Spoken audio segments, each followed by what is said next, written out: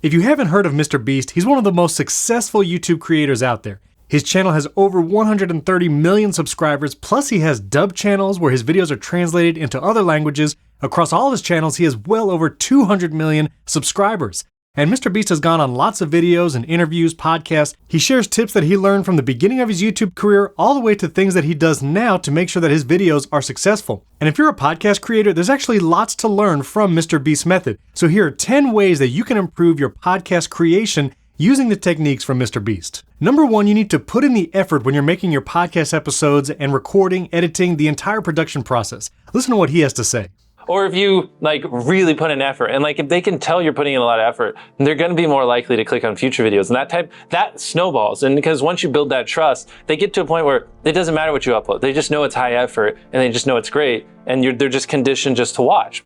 That means every part of your podcast production, from research and planning for your episodes, finding quality guests, asking good questions if you're doing an interview, people will notice when you've put in the effort, and all of that matters for every episode of your podcast. So stay consistent. Number 2, if you're just starting out, you need to watch out for analysis paralysis. Check out what he says about it. I would say just fail. A lot of people get analysis paralysis and they'll just sit there and they'll plan their first video for 3 months. And I'm any of you listening, especially if you have 0 videos on your channel, your first video is not going to get views.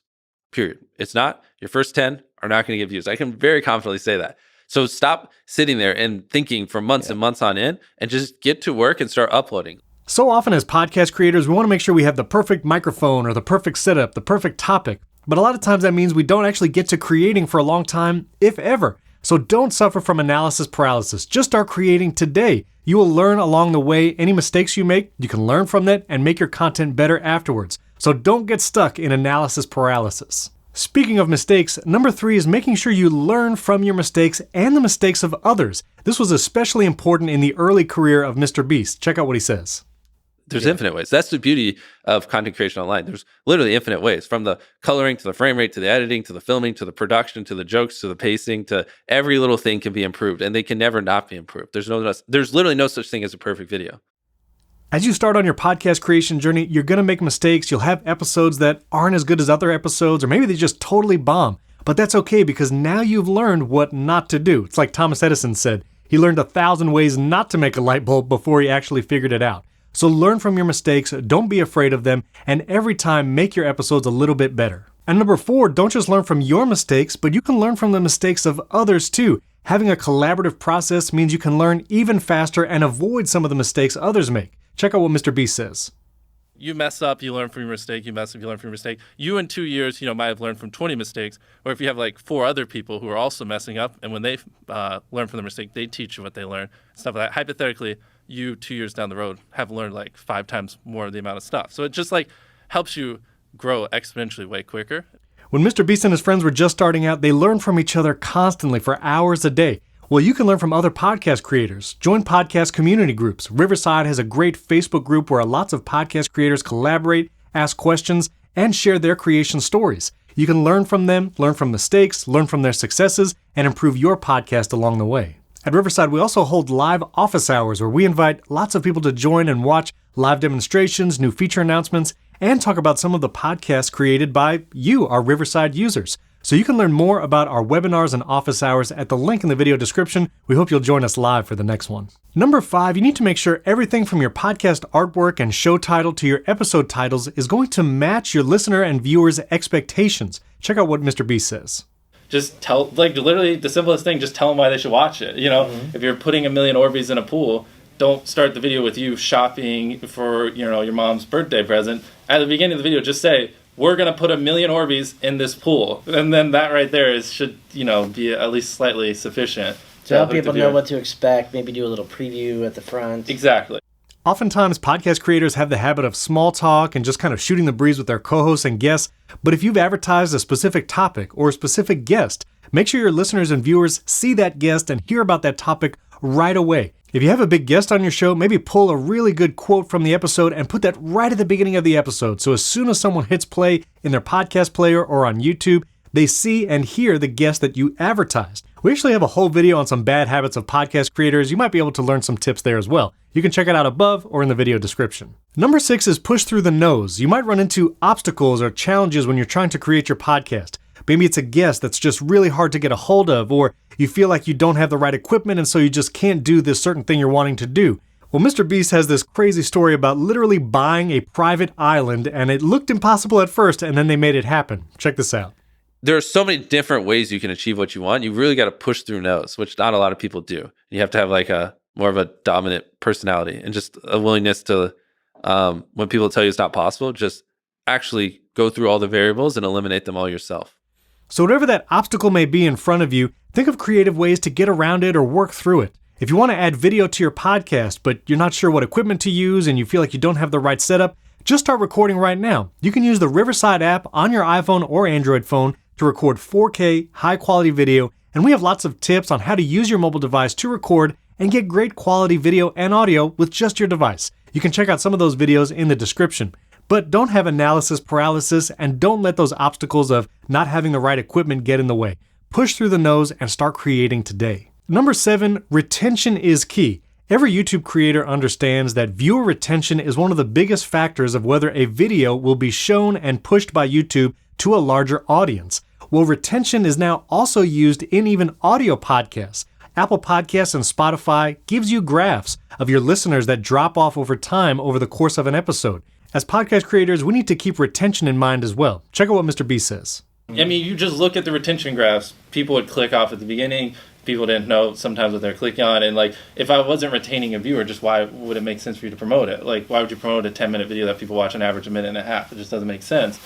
Next time you publish an episode, go into Apple Podcasts and Spotify, look at the retention graphs, and see where there are drop-offs in your listenership.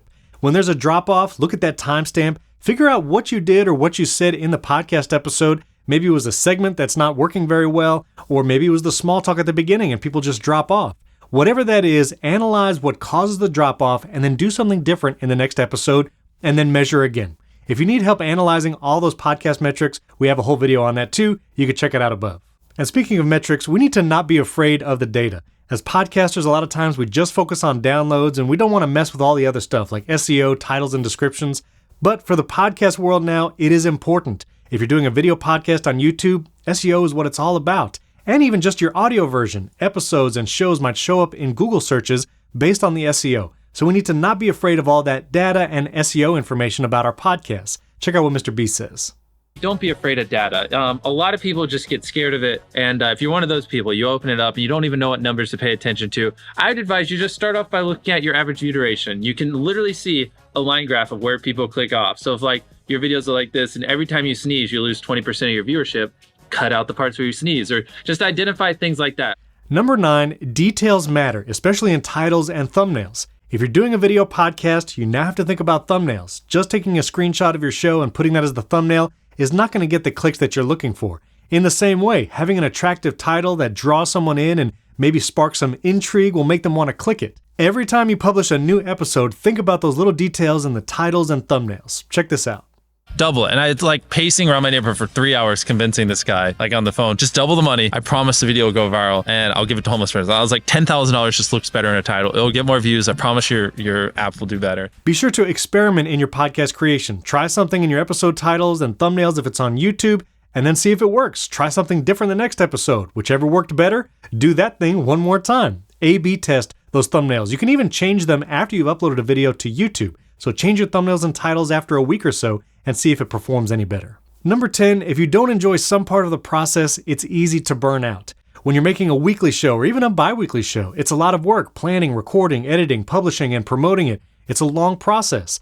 But if you enjoy at least one aspect of it, maybe it's just a topic you're super passionate about, that can at least keep you going when things are dry or it's difficult to get those views and listens. Here's what MrBeast says about burnout. And also getting it where it's content that they enjoy. A lot of people aren't willing to put in 10 hours days because they don't like what they're doing. So it's finding what they enjoy, because it is like a long grind. Like you're doing the for years, not months. So if you don't enjoy it, then you're going to burn out.